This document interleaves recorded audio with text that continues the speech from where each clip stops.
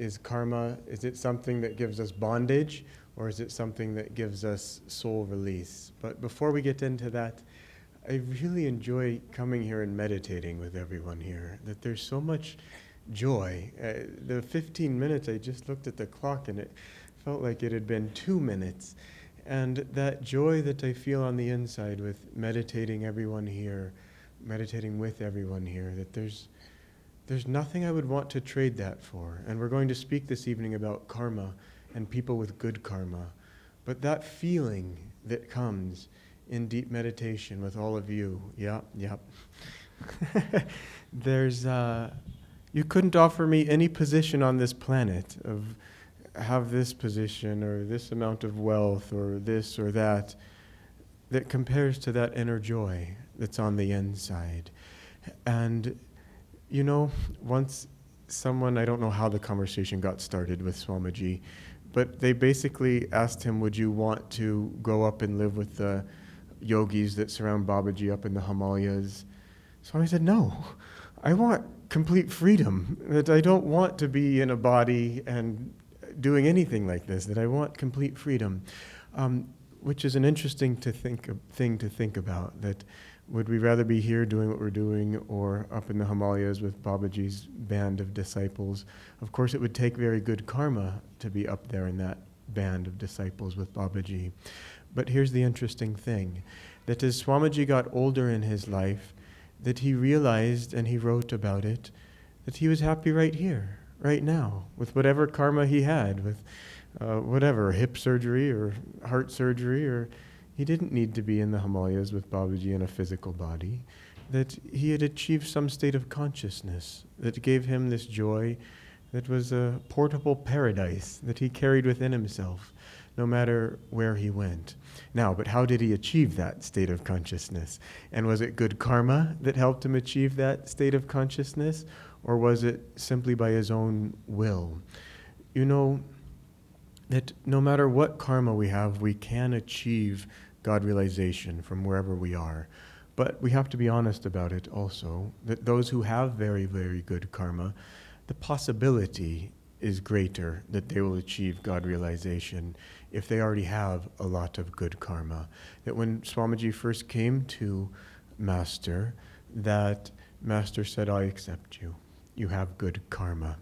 Here's another thing, speaking of karma and all of this, is in the autobiography of a yogi, in the poem Samadhi, there's the line, by deeper, longer, thirsty, guru-given meditation.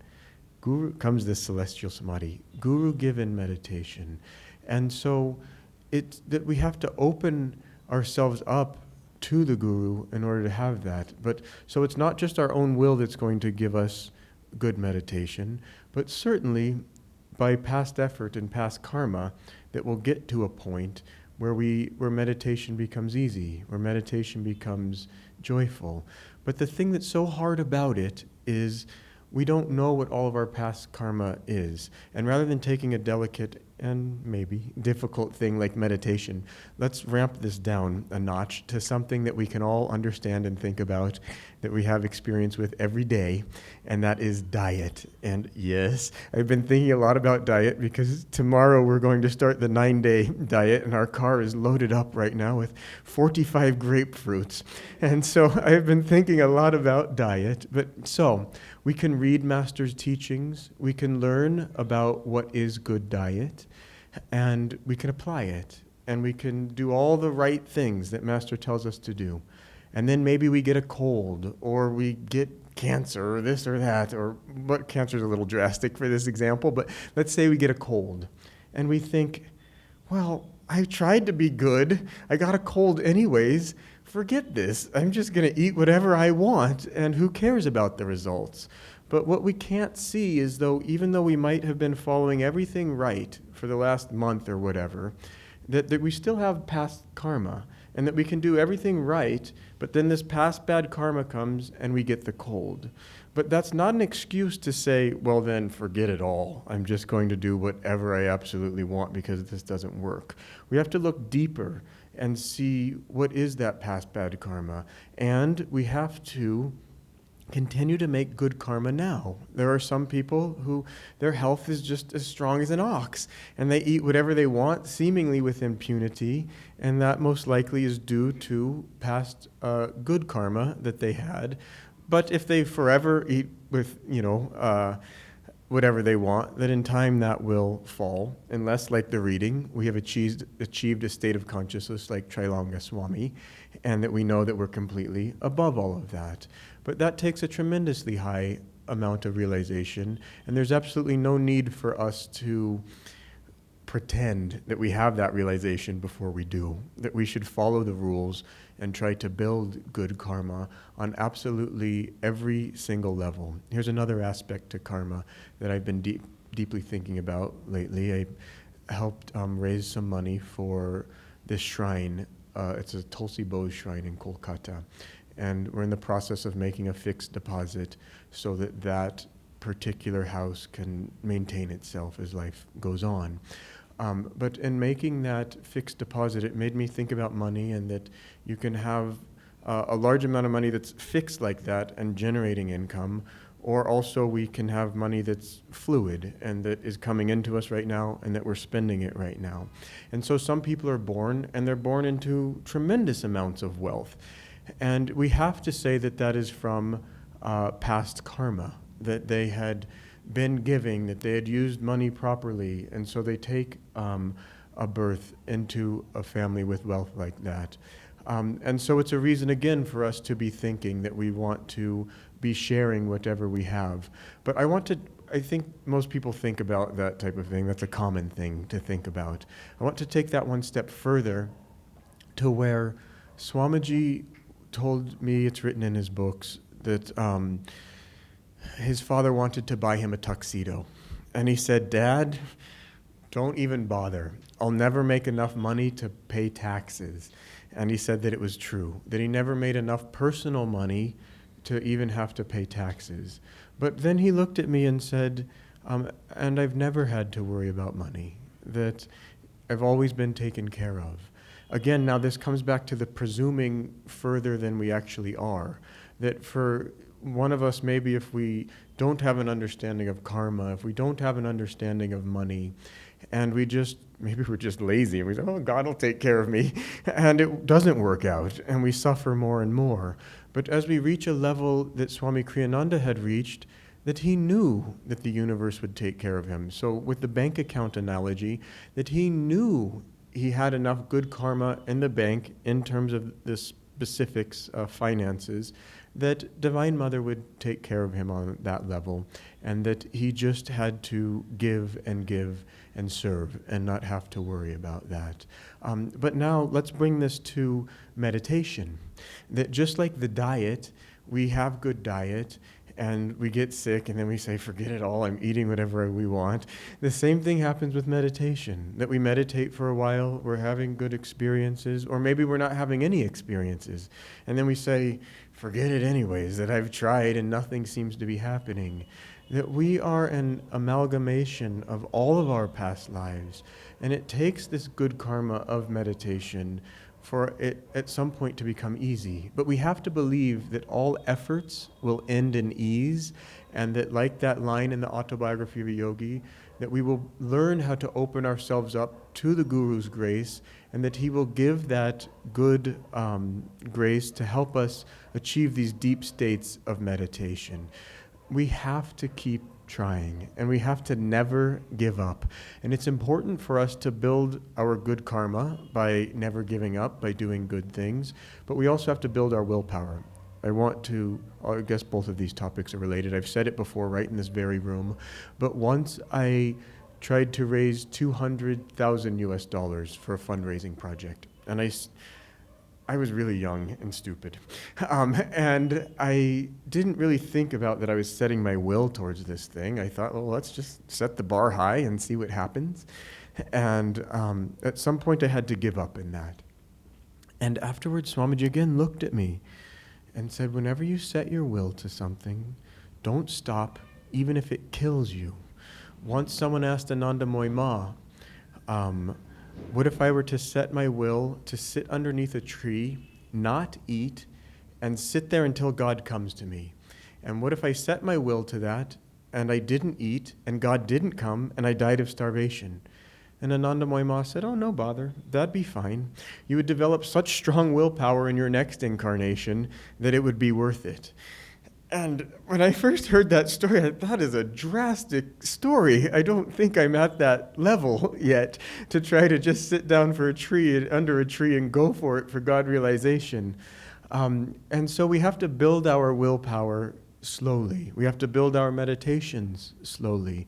But we have to think that that is possible, and that somewhere within us that we can develop that kind of willpower, that we can develop that kind of thirst and devotion for God, where we could sit down and pray unceasingly, even if it felt like our brain was going to split, and that in the last moment that God would come. That Paramahansa Yogananda meditated with his friend one night, all night, and the friend just said, enough of it, please. We tried. We said we would do this, and God hasn't come. And Master said, let's just try a little more and a little more. And then Master, I believe, had a vision of Krishna. I'm not sure. It might have been Kali. Don't remember. But the point was, God came into a tangible form that he could commune with, and that then he touched his friend, and his friend had that same experience. But it takes that. It takes that willingness to just go for it in meditation with everything that we have. But we first need to build those skills slowly in life. We first need to pay deep attention to what are we setting our will to, and have a lot of clarity as to what we're setting our will to. It's no good to say that I will take on 15 different projects and try a little of this and that. That we have to say, I'll do this, and no, I won't do that, and yes, I will do this. And then we have to go on until the end, and we have to become a success. And that success, it becomes a karma within us, that we know that we have a success karma, and that we can set our will to do absolutely anything, and then we can take on these big projects, like sitting under that tree, no matter what, until God comes to us. But before that big project of getting that type of karma, that type of success karma, where we know that absolutely we could achieve absolutely anything and we would have a success, we have to take it slowly. Another important point this evening on karma is Swamiji told us that good karma is that which takes us closer to God. And it's a very important thing to think about. Maybe a week ago, I don't know, I watched a video of a man named Dr. George Gay on YouTube. And he was a disciple of Paramahansa Yogananda's, and I'd never heard of him. And I thought I pretty much knew all of the disciples of Master, because I've tried to study his life very deeply. So I was very interested in this video. And this man, Dr. George Gay, lived in absolute poverty, just complete poverty. And in America, the authorities tried to tear his house down again and again because it didn't comply with all of the codes. But Dr. George was on some other level and would play all kinds of games that there was some law that they had to in person hand him the summons in order to tear down his house. And he, through intuition, would know when people were coming, so he'd never be there. And in fact, one man who worked for the government, it was his job to tear down this house. He got fired because he could never tear it down.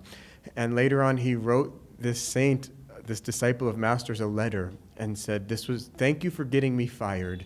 It was the best thing that ever happened to me. Now I'm in a job working with my brother, and he started some business with his brother, and he really enjoyed it, and he was making lots of money.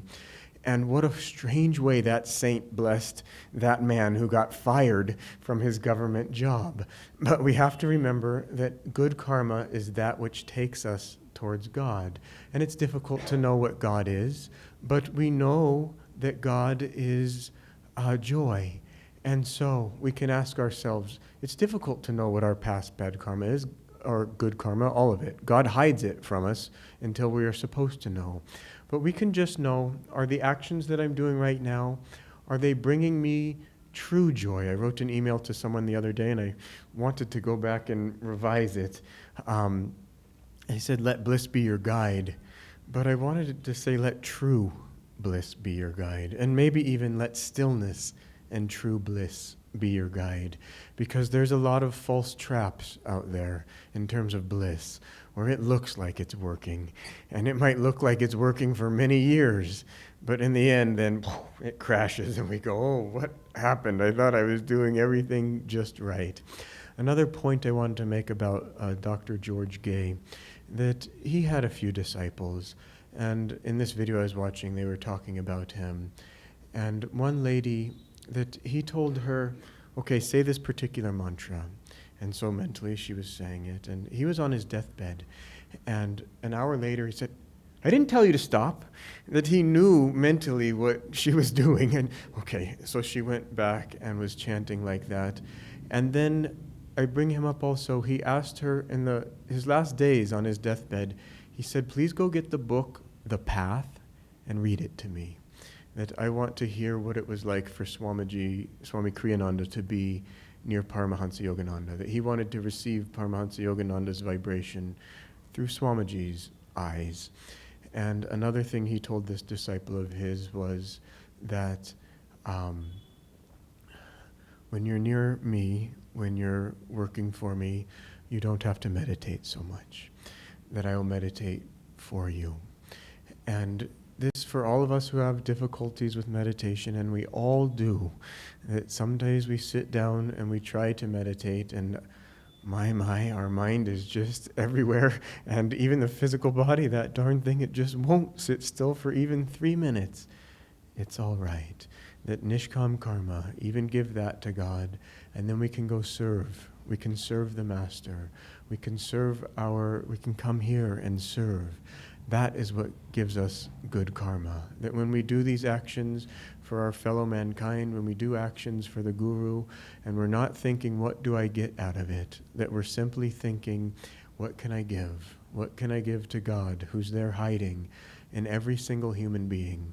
Then we will gain this good karma to be able to have a lifetime where we can be that close to the Master, where it doesn't matter if we're meditating or not.